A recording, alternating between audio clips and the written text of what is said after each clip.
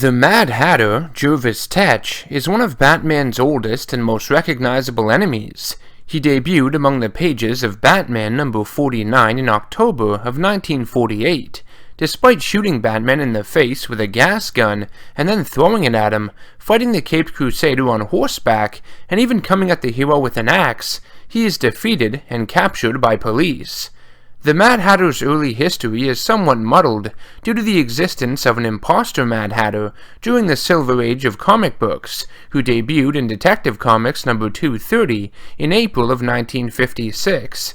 This Mad Hatter claimed to be Jervis Tetch and was a thief who incorporated the use of several weaponized top hats housing buzzsaws, energy beams, and flamethrowers. The imposter Mad Hatter was known for his private collection of hats from all kinds of people, countries, and historical periods, with his most sought-after piece being that of Batman's cowl. He tried to retrieve it countless times, but to no avail. If he did steal it, it wasn't for very long. The 1960s Batman TV series featured a Mad Hatter based off this version, who went by the name of Jervis Tetch, though for all intents and purposes, he was in fact the real Mad Hatter, which was written to incorporate elements of the second, because after all, it wasn't revealed to be an imposter in the comics until 1981. After the original Mad Hatter made his triumphant return, he would see several changes to his characterization over the next few decades, becoming darker and darker as the years went on. Now, of course, Mad Hatter is based off the character of the same name from Lewis Carroll's 1865 novel, Alice's Adventures in Wonderland, where a young girl falls down a rabbit hole and is transported to a mysterious land inhabited by bizarre people and creatures. Jervis Tetch was a neuroscientist and technician who designed small hypnotic mind control devices that can be placed in the brims of people's hats or simply on their head that can manipulate their brainwaves and put them under his influence. One notable occurrence of him using these devices in the comics was in the Batman Legends of the Dark Knight Halloween Special number 2 from 1994, entitled Madness. In this story, Jervis kidnaps Barbara Gordon and takes her to an abandoned mansion that he dresses up as Wonderland, expecting her to play the role of Alice. He arranges for a tea party, and among the guests are his mind-controlled henchmen and small children, sedated by the tea and made to look like characters from Lewis Carroll's book. Similar themes and ideas have been used in the Mad Hatter's various appearances over the years, such as in Batman the Animated Series and its supporting media.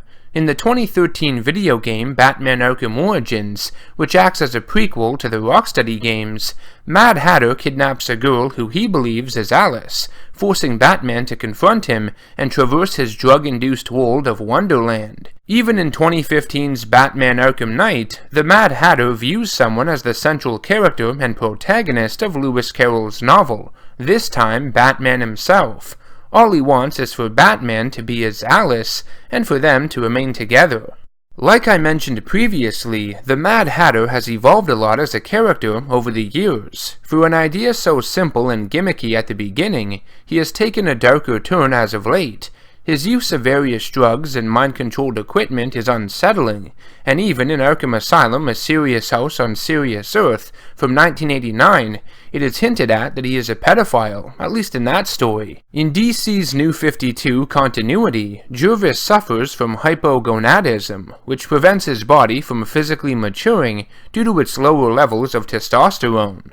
Jervis Tetch is a man with a very childish and immature way of thinking. He doesn't seem to understand how the world actually functions, and instead of making genuine relationships with people, would rather close himself off from the rest of the world and live in one where he is in complete control. I'd say he is simply antisocial or introverted, but it's so much more than that, twisted and delusional. The Mad Hatter shows signs of obsessive-compulsive disorder with his frequent repetition of thoughts pertaining to elements of Lewis Carroll's novel, Alice, tea, Wonderland, etc. Rhyming everything he says is also an odd behavior Jervis exhibits in some adaptations, which he usually uses as a defense mechanism, though sometimes he just speaks that way constantly.